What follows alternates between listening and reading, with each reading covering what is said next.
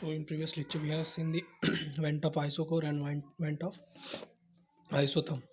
Now let us consider the vent of equation at constant volume. Likewise, we have derived the Kp, Kc and other constant or the equilibrium constant. We have to use that equilibrium constant here also. But the only changes is that the instead of taking the enthalpy, we will consider the internal energy of a system. Okay.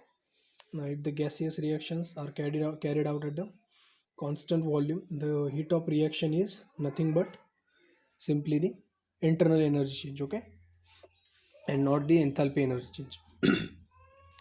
So that is the only change. So instead of this delta H, we will consider only the delta E, that is a change in internal energy. Now this at constant volume, we have to consider the Kc. Okay, if any term which is related with the uh, volume will come, then we have to consider this Kc constant, not the Kp. Okay, though we have to use again that Kp and Kc relation. What is that relation? That is Kp is equals to Kc into RT raised to delta n. Okay, where delta n is what the change in number of moles for the product and reactant. Now we have this relation, that is d by dt of ln Kp is equals to delta H upon RT square. So this is the first equation that we have already derived for the uh, change in equilibrium constant with respect to, or vent of equation with respect to temperature, that is vent of isotherm. So that is next equation is the Kp upon Kc, sorry, Kp into Kp is equals to Kc into RT raised to delta n, and delta H is equals to what? Delta E plus delta nRT. So putting this equation in the above equation, that is d by dt of ln, what will be the change here? So instead of Kp, we need to substitute just Kc into RT raised to delta n, and here for delta H we have substituted delta E plus delta nRT. Now here this ln sign is there, right? So we know the general simplification formula for the logarithm. So multiplication of two numbers, and if we take the log, so we can simply add that two numbers. Okay, so that we can simplify that as likewise what? D by dt of ln of Kc plus d by dt of delta n ln of RT upon dt is equals to what? Delta E upon RT square plus delta n upon t. Because this RT get cancelled, one t will return, that will be come here. Okay, so next step is to just differentiate the equation. So finally we will get, if we differentiate this equation, we will get the equation for this d by dt of ln Kc plus delta n upon R t, okay, is equals to delta E upon RT square plus delta n upon t. So that will finally become what? This RR get cancelled, so this whole term get cancelled here. So d by dt of ln Kc is equals to delta E upon RT square, and if we further integrate that equation within the proper limit of equilibrium constant and the temperature, we will get the same equation that we have obtained for the vent of isotherm, that is d by dt ln of Kc2 upon Kc1 is equals to delta E upon R into bracket 1 upon T1 minus 1 upon T2. But for that vent of isotherm, we get what? Here Kp is there, Kp2 upon Kp1, and here instead of this delta E, we are having what? Delta H. So that is the only change for the vent of isotherm. Okay, so now thus by knowing the internal energy or the heat of reaction at a constant volume of a reaction, Kc at different temperature can be determined. Okay, so that is the use of these equations to calculate the various constant, that is either equilibrium constant or some delta H value, delta E value, likewise. Okay, now consider a few numerical based upon this. Now Kp for this reaction, which is what?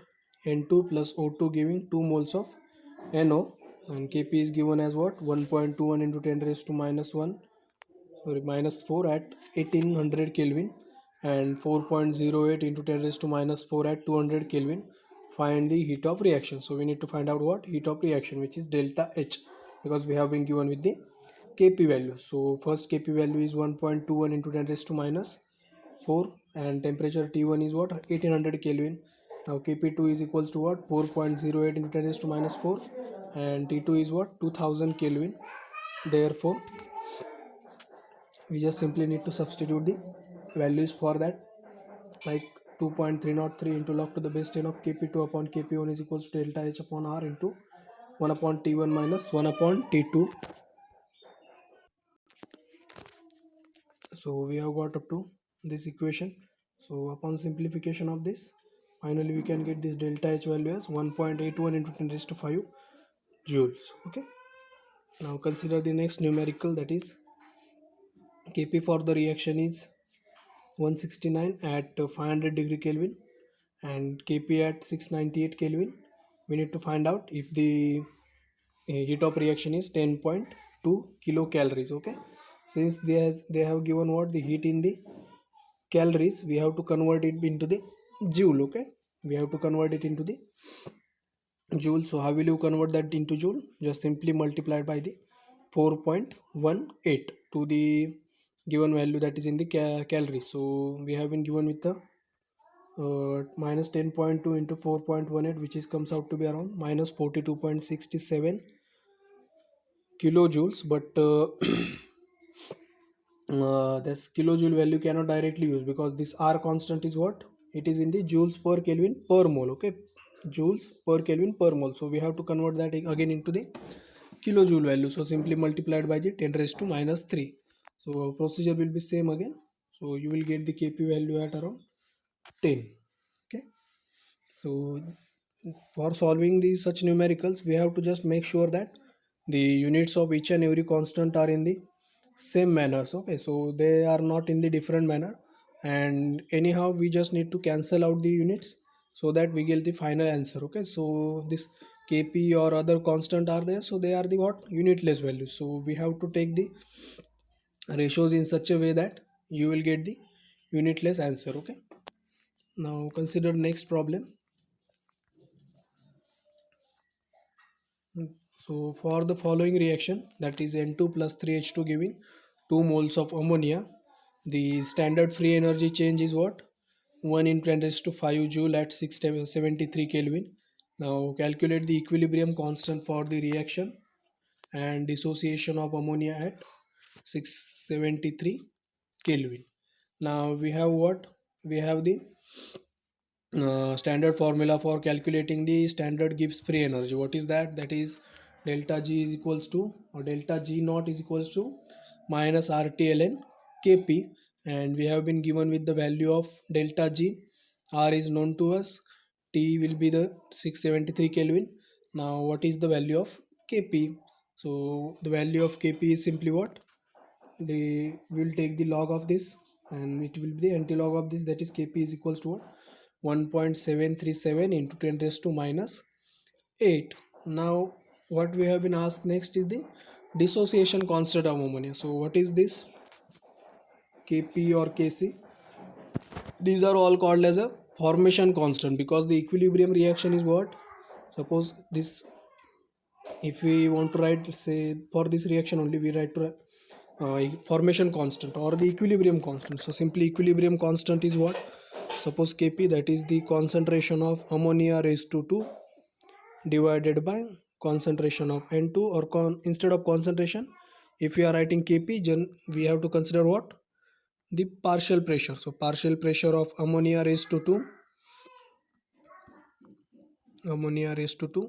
divided by partial pressure of N2 and partial pressure of H2 raised to 3.